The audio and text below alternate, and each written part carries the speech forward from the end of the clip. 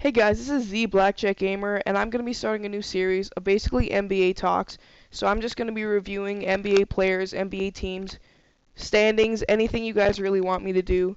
So I'm going to start off this series by first reviewing the Kia Race to the MVP ladder. So basically in this review, I'm just going to be saying who I think should be on this ladder, who I think shouldn't be on this ladder, controversies, all that good stuff. And at the end, I'm going to give my list for March. So to start off this list, let's just start with Tony Parker's face and the Spurs Parker and all that stuff over here. So Tony Parker went from not ranked to all the way up to number 4, ahead of Chris Paul, Steph Curry, Westbrook, Zach Randolph, Kobe, and Aldridge. So honestly, I don't understand why Tony Parker is ahead of Chris Paul, Steph Curry, and Russell Westbrook. Sure, he's on the Spurs, but he's got so many weapons like Tim Duncan and Manu Ginobili, and not to mention their bench is amazing. Popovich is a beast too. Ahead of Chris Paul, who has Vinny Del Negro as a coach. He has two giant men that can dunk. Basically, no one else to help him set people up. Tony Parker has Manu Ginobili, another all-star, arguably another all-star player to help him out. So overall, I don't think Tony Parker should be number 4. If anything, he should be either 6, 7, or 8, somewhere in that range, the lower range of this board. Anyways, let's get started on the review. So Kevin Durant as number 1 and LeBron James as number 2. That's arguable. Kevin Durant being a scoring champion, LeBron James being an all-arounder beast. I don't know. This is very arguable right now, the MVP race between LeBron and KD. But we'll see how that turns out. Third is Melo. Agreed. Melo's a beast. Clutch. Can shoot threes. He's an amazing player. Next is Tony Parker. Just talked about him. He should be down, like here, maybe bottom of the list. Chris Paul, he's been injured, so I haven't seen him play a lot. But before he was injured, Chris Paul was obviously being Chris Paul, a beast, setting people up, hitting his shots, assists, few turnovers too. So I think that 5 spot should be good for him. If anything, he should be moved up to 4, but I cannot see him getting any lower than that. Then is Steph Curry. Steph Curry's doing amazing, actually. For what is he, a rookie? Steph Curry?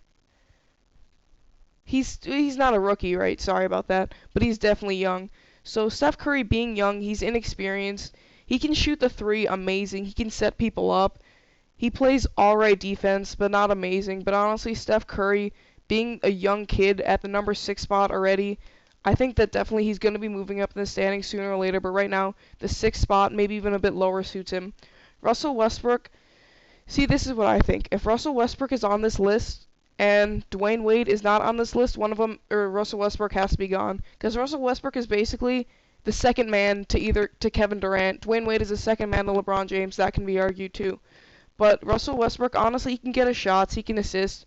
He's crazy, but Dwayne Wade, when you get Dwayne Wade, you get this mindset, this insane mindset that you're going to go into the game and win. So I don't think when you get Russell Westbrook, you come with that. Next is Zach Randolph. I don't know why Zach Randolph is on this board and why he went down from the number 8 spot.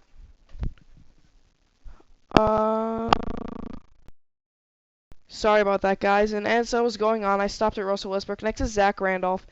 Zach Randolph, sure, he plays on the Grizzlies. They're a pretty solid team right now. But I don't understand why Zach Randolph is here and why Big Al isn't. Big Al was ranked the 3rd center or the 1st center, actually, going into this game for the Utah Jazz. He's an amazing player. He can get boards. He's an amazing post player.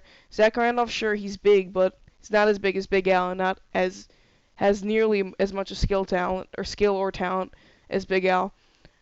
Okay, next is Kobe Bryant. Kobe is Kobe. He can get his shots. He's learning how to assist and pass more to his team now, which is amazing. Rebounds, all that good stuff. Kobe, I think, should be placed maybe at the 5 or the 6 spot.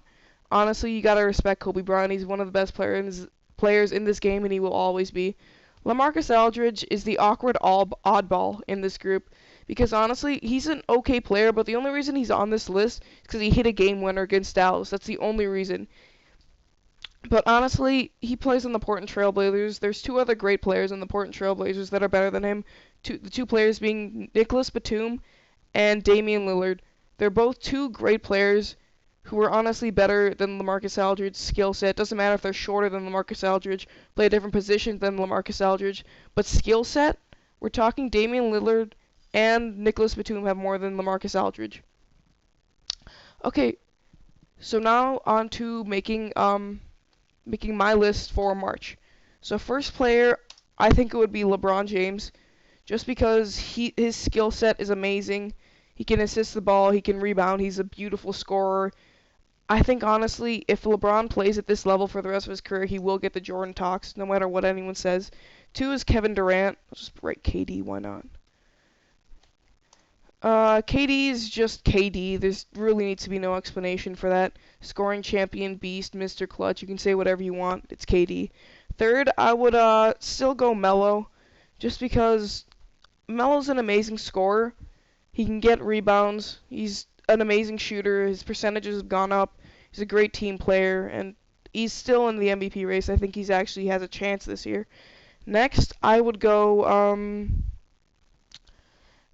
Honestly, I would take a shot here and go Kobe, just because Kobe has been playing honestly out of his mind. He's been getting massive assists, unnormal for him. He's been shooting, scoring the ball like normal. Rebounds and assists have gone up. He's leading his team, helping Steve Nash take care of Pau Gasol, who's actually tore something in his foot and he's out for 4 to 6 weeks.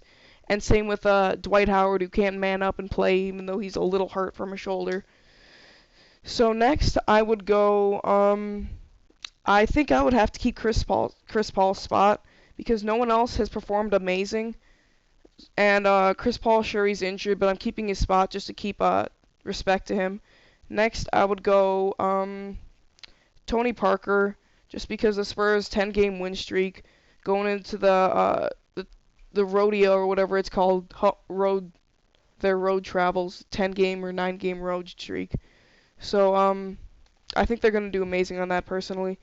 And then next, I'm gonna go Steph Curry.